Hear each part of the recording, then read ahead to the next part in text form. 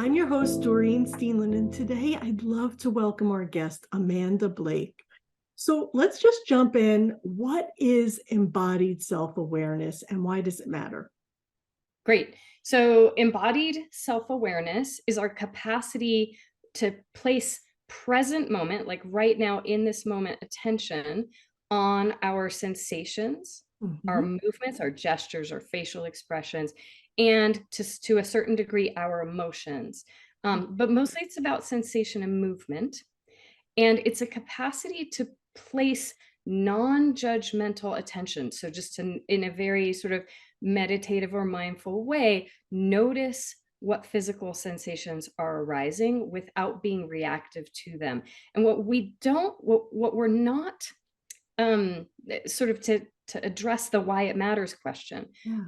we're not very well hip to, broadly speaking, is the fact that all day long we have sensations going on, ways that we're moving our body that are deeply, deeply affecting our mood and therefore our behavior and our response. And we can talk about the neurobiology behind that if you would like to, but we what it means is that the way that we sit, stand, move, squint our eyes or relax our eyes, hold our breath or breathe more deeply, feel our feet on the floor or not, sit in the chair or sort of hold ourselves up out of the chair with tension, right? All of these different ways that we can inhabit our physical body actually affects not only how we feel on the inside, but how we're perceived on the outside and the Mm. actual actions we take, the behaviors in the workplace and with our families at home. Wow. All right. You said a mouthful there. So let's just touch on how this affects others from a neurobiological standpoint. Sure. So neurobiologically, we are open systems, Mhm. which means we affect one another's biology it, through uh, through distance and through time to a certain extent, right? So you imagine listening to a voicemail Mhm. that says from someone that you are deeply connected to, that says, "I love you." Mm. Yeah. And you can imagine how your shoulders might soften, or your chest might open, or your face might relax, or you might take a deep breath, right? And just those three words from a distance and said at a different time can actually affect us in an embodied way and biologically.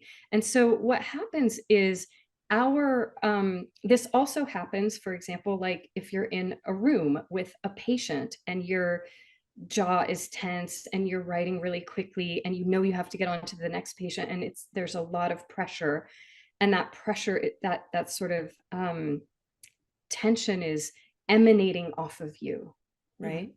You're Whatever your patient might be thinking, observing, looking at you, their body will pick up on that and respond to it. And there's actually not a way for us to turn off that sensing.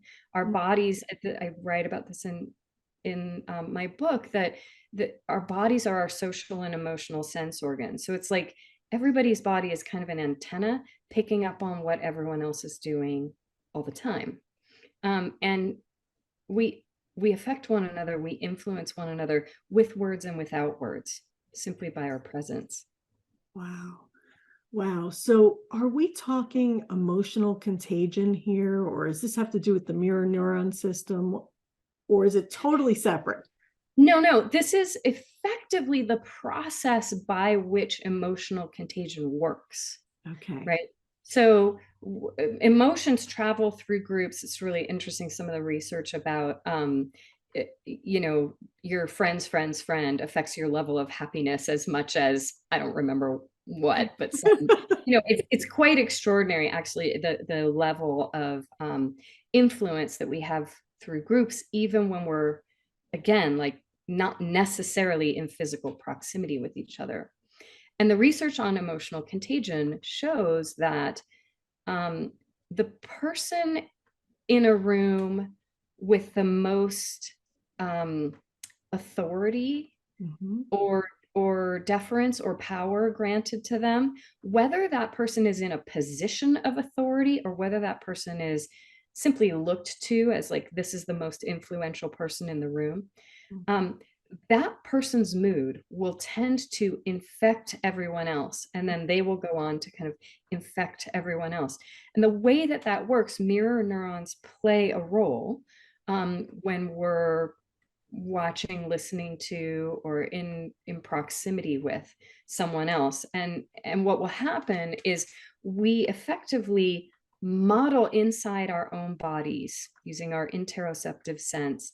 We'll model inside our own bodies what another person may be feeling or assuming or Mhm.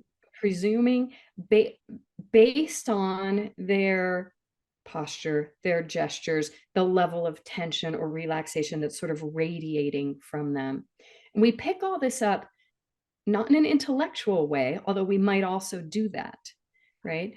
But we pick it up in our bodies. And Mm. it's through a felt sense that we'll walk out of a meeting with someone who's kind of leading the meeting or influential in the meeting, feeling either better, uplifted, relaxed, or conversely tense, frustrated, negative, right? So that's happens as much through our bodies as through the words that are said. Wow. So this is important because how we show up is influencing others, even when we're in their presence and even when we're not. And so, how can people leverage this embodied self awareness to strengthen resilience and increase flourishing in relationships and in partnerships and at work? Yeah, well, so one of the hazards of sort of taking on this concept of embodied self-awareness conceptually Mhm. is that we can like think about how we might be sensing or feeling, which is actually really different from the experience of sensing. So, what we need to do is dial up our capacity for sensing. And because our interoceptive nervous system, those nerve cells are a little bit smaller, they're unmyelinated, the signals along them travel still, milliseconds, but slower than those of our exteroceptive senses, our five senses that pay attention to the world around us. Mm. So, usually, to tune into our sensing, we have to close our eyes, go to a quiet place, right? Mm. And learning how to tune into our own physical felt sense in the midst of a busy day while you're interacting with people, that is a higher order level skill. And what I would say is that's the skill to develop, but we can't develop it from our capacity to think about our sensations. We have to develop it from our capacity to feel or our felt sense uh, ways of means of intelligence. So I'm a little bit inclined. Can I take you through a little bit Oh, of an yeah, exercise please. to Yes, illustrate please. that? So uh, just think about someone that you care about, someone that you love, and you can think about them and maybe what they look like, their description, like their story. Yeah, I can already see it on your face. Mhm. And and I would invite anyone listening to please do this exercise as well, right? Just think about someone you love and then tune into the feeling of care or love or appreciation or honoring. And really, what is the felt sense of that care? Like, can you move your hand to the place in your body if you can reach it, to the place where the most notable or strongest sensation is? So for you, it's in your chest, and it won't necessarily be that way for everyone, but everyone can find their own spot where they're feeling that. Can you describe in sensory terms, Doreen, using kind of the most sensory language you can, like what's happening there under your hand? Is there difference in temperature maybe or movement? Yes, I immediately noticed a warmth Uh-huh. and almost a a wave-like fluttering, Mhm. if that makes sense.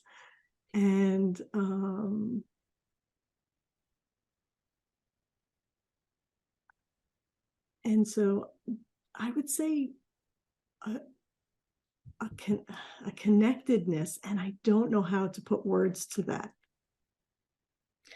So one of the things that's really true about embodied self-awareness Yeah. is exactly what you're pointing to. It's ineffable. It's very hard to put words to it. And part of that is because we haven't been taught or trained to have rich language around sensation. Yes. So we might say hot or cold or warmth, but there's so many words for temperature that we could choose from, and it can be hard in the moment to choose them. Yeah. Also, excuse me, Mm-hmm. experientially, Mm-hmm. some of these things we don't have words for.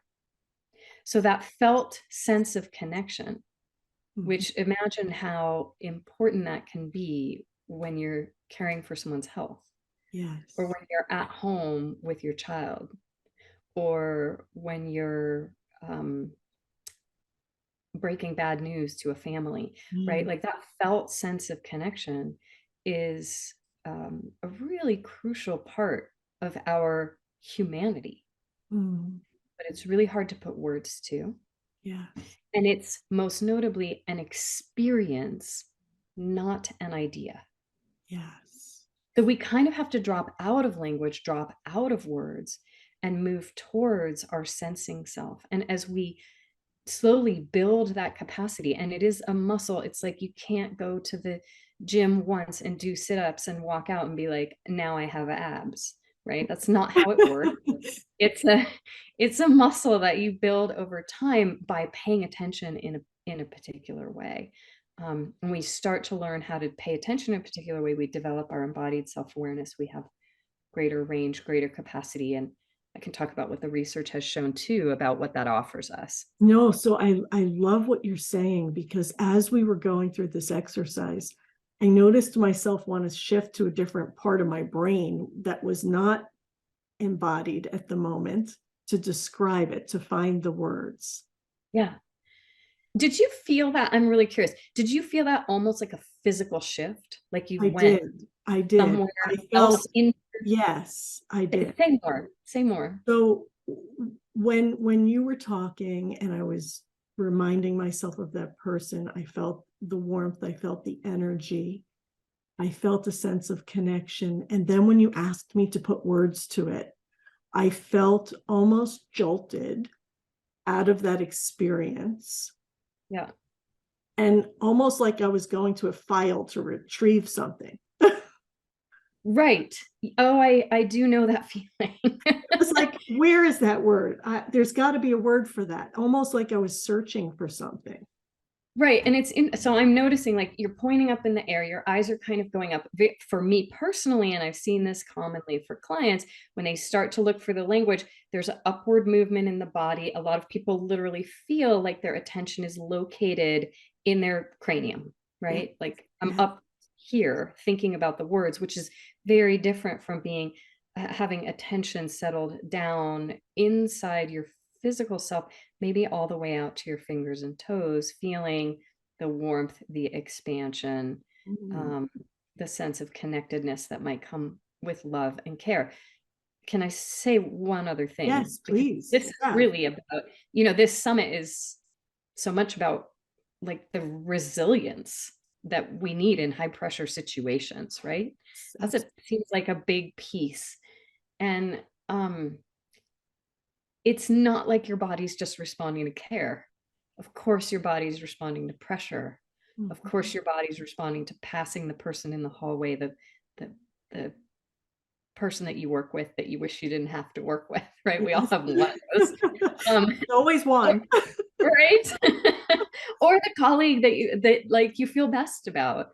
Our Yeah. bodies are necessarily inherently responding. We can't turn that off. It's happening 24/7.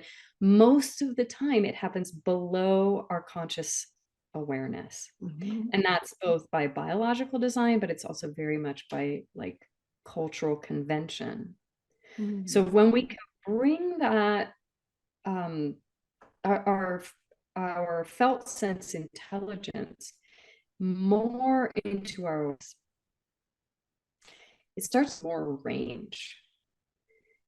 And especially when it's with embodied practice that supports you being at your best. Mm. I can say more about all of that, but Yes, please do, because I sense that some of the people here are hearing these things for the first time. So, can we demystify this, please? well, we'll see. I don't know. I I try to be a good demystifier, and you all can be the judge of that. Okay, good. So you can help keep me on track, Doreen. All right. So our bodies are our social and emotional sense organ and antenna that's responding to the world all the time. We also know, I pointed out that our bodies learn through practice. So you go to the gym, you do sit-ups for 100 days in a row, you will have abs or more than you do now, right? Or you go sit down at the piano and you play the same notes over and over, you will be able to play better, 30, 60, 90, 180 days from now. So our bodies learn through repetition and practice.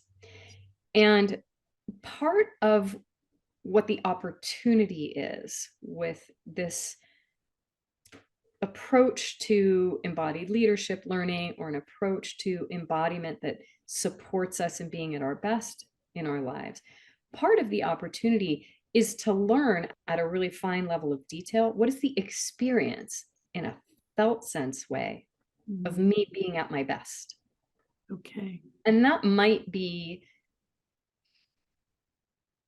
that might be you at your best in a meeting. It might be you at your best showing up with a patient. It might be you at your best showing up with your partner, or with a close friend, or with your horse, right?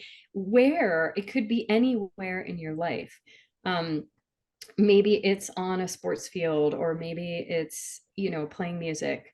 Um, Finding places where you show up at your best and really, in a sense, studying, but I don't mean studying like the book learning that we've all done, right? I really mean paying very close attention to what is this felt sense experience of me being at my best.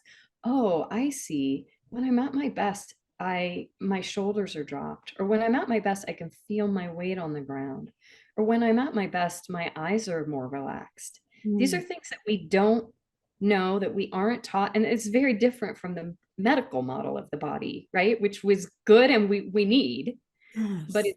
it's just complementary to that, in that we're looking at how our self shows up through the body, how our behavior emanates from our physical presence and whatever's going on for us experientially in that moment. So when we get really keenly and closely um, attuned, we start to know that state of being our best really well in an experiential way. Mm. We start to deliberately practice it, like going to the gym to get abs, like going to the piano to learn the notes, deliberately practicing that experiential sense of being at our best. And Mm. then maybe even paying close attention to what we're like when we're not at our best, and Yes. starting to bridge in a physical way. Oh, when I'm not at my best, my stomach is churning, but when I'm best, my shoulders are dropped. So how do I build a bridge between the churning stomach to the dropped shoulders? It doesn't necessarily happen like that, but can I sort of find inside myself the physical shifts that would be required Mhm. to step into an experience of myself at my best? Is very, very different from, and again, complementary to all of the useful tools that we might have about changing our attitude or our approach to a situation, or reframing something, right?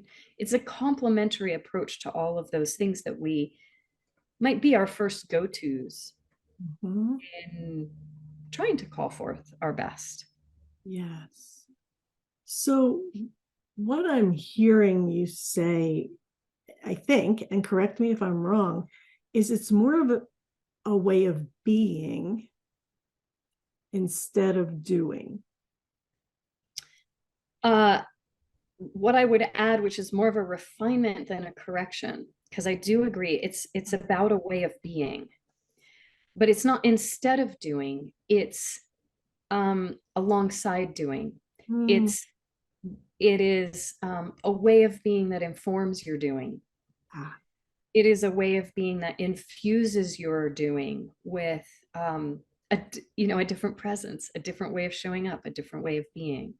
So not as an alternative to, although I am a firm believer that we need breaks from doing an activity. That's a whole other subject we could talk about, but not, I'll just say this much, not just zoning out breaks, but true restoration, mhm. which every living system requires to thrive, cycles of rest and renewal and activity and rest and renewal and activity.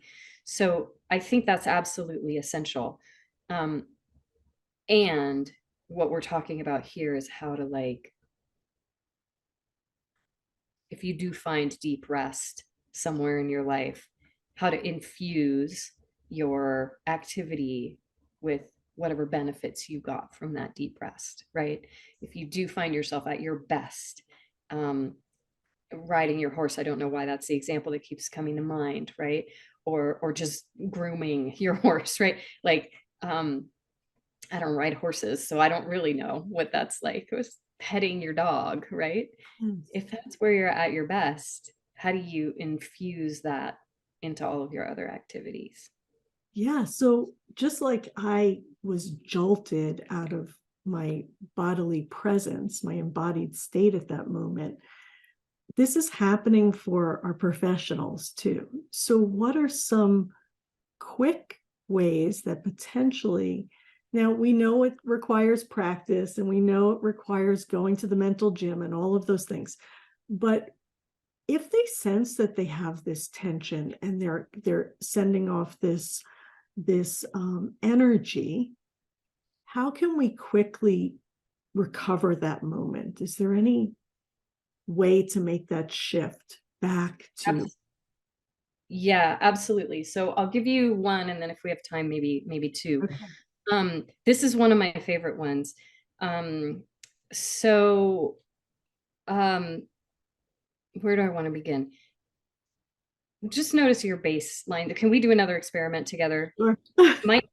It's going to have you and me making weird faces on camera. So I want to make sure you're Okay. okay with that first. Okay. Yes, I'm fine. Okay. So and I really want to invite anyone who's watching or listening to do this too, right? Just experience this. Don't let us just talk about it. So just notice your background state, your background mood, energy level, all of that. And make a mental note of that for yourself, or you can tell me out loud if you want. And then start to, like, move your jaw and your mouth around. So you're like wiggling your jaw. And as you do that, you'll notice like your nose and cheeks get involved. See if you can kind of go open, shut, side to side. Yeah, that's great. And squint your eyes and make them really big.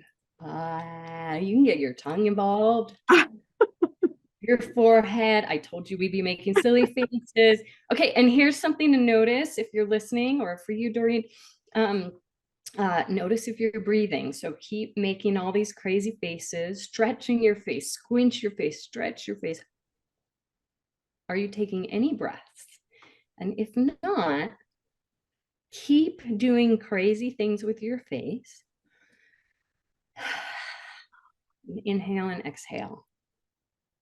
See if you can make your eyes go one direction and then the other, inhaling and exhaling.